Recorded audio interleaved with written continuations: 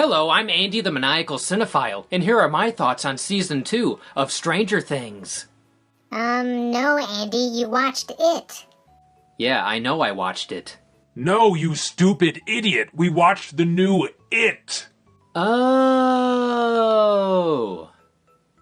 But why was the Demogorgon wearing clown shoes? Oh, brother.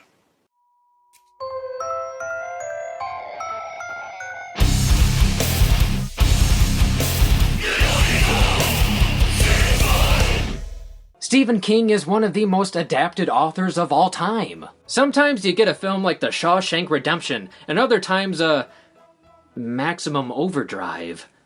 It, the 1,100-page novel, was already adapted as a miniseries on TV 27 years ago. It is actually one of the first horror movies I saw as a kid. I still remember renting the miniseries and watching it while I was sick from kindergarten. Evil clowns and throwing up.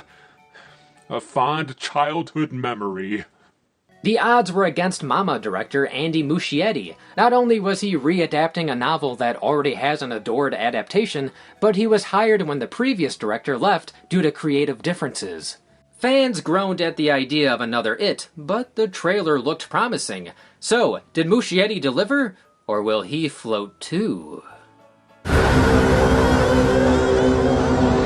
The setting is Derry, Maine, and the screenplay has changed the year to 1989 instead of the 50s. Children are going missing, and one of the latest to disappear is Georgie, the little brother of Bill. While investigating his brother's disappearance, Bill and his new friends, the Losers Club, also have to fend off the school bully, Henry Bowers. As local kids continue to go missing, their explorations of Derry's history and its sewers lead them to discover an ancient shape-shifting monster that takes the form of their deepest fears. I'm afraid of hentai. Because it owns me. The new 80s setting is realistic and tame compared to Stranger Things, which was heavy on nostalgia. Andy, on the marquee, did you notice that Batman was playing? That and A Nightmare on Elm Street 5. Huh. No mention of Ghostbusters 2. The soundtrack is full of 80s songs, but the score ditches synthesizers for something more orchestral, and it works. The setting captures our affection for simpler times, and I'm okay with Part 2 taking place 27 years later in our present. Good luck using your smartphone against Pennywise. They have an app for it? It centers on a group of 13-year-olds known as the Losers Club. There's Bill, the stutterer, still reeling from the loss of his brother, Richie, the four-eyed class clown, Ben, the overweight new kid, Eddie, an asthmatic mama's boy, Beverly, the tough pretty girl with an abusive father, Mike, who is, well, he's the black kid, and Stanley, the Jew. Huh. They kind of ran out of ideas there at the end. Even with a large cast, the film nails the individual personalities, friendships, and chemistry. However, some characters are underdeveloped. Stanley is simply the Jewish kid who is afraid of a painting. Paintings aren't scary. Ah, geez, Stan, isn't it time for your bath?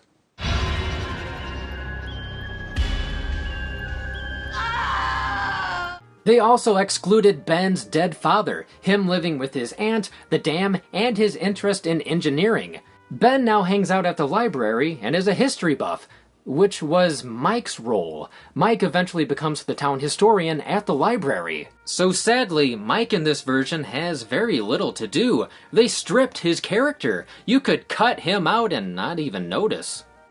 Everyone's too busy cutting Fat Boy's belly. Therefore, the miniseries has the better developed Losers Club. The exception being the new and improved Beverly, and Finn Wolfhard as Richie. Seth Green's jokester never really made me laugh, but Finn was hilarious. Are you serious? Doesn't smell like caca to me, senor. Have you ever heard of a staph infection? Also, the staph This infection. is so... Overall, much like the novel and miniseries, this adaptation has me caring and investing in these characters. Which is weird because Andy usually roots for the killer. It's because teenagers are so... killable. I'm sorry, but 27 years later and balloons still aren't scary. especially if you have a balloon fetish.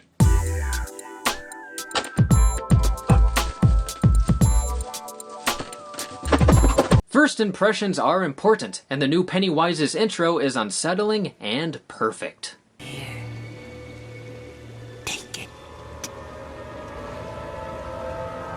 Tonight we drink to little Georgie's arm.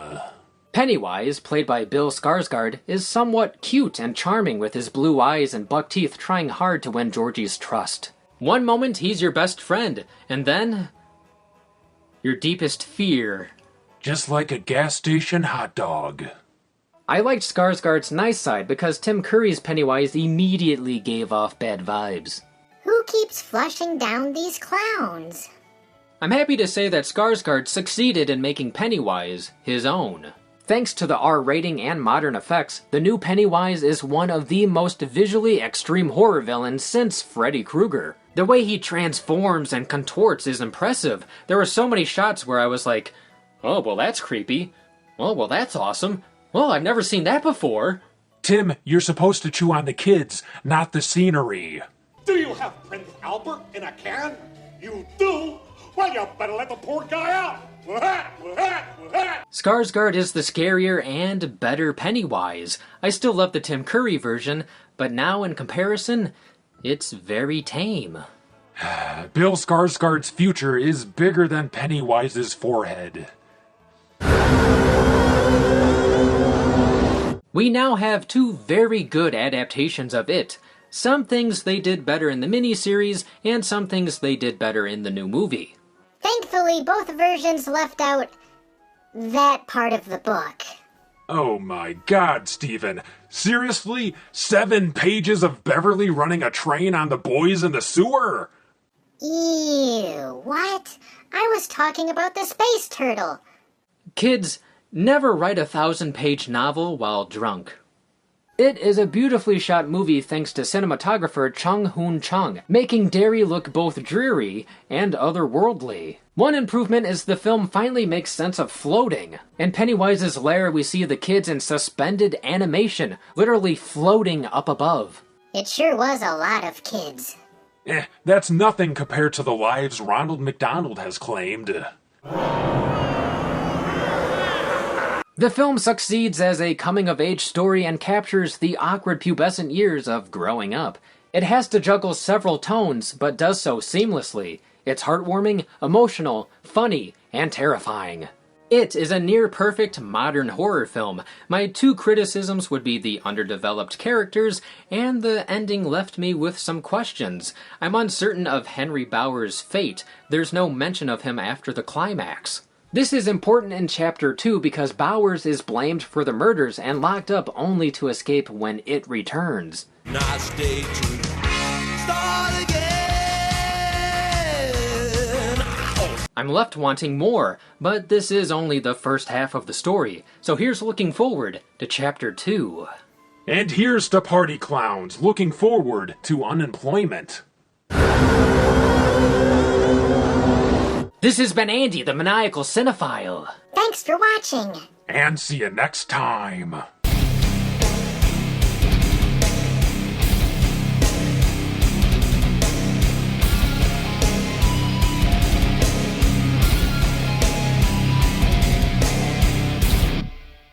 And when you're down here, you'll float too. Just like one of my turds.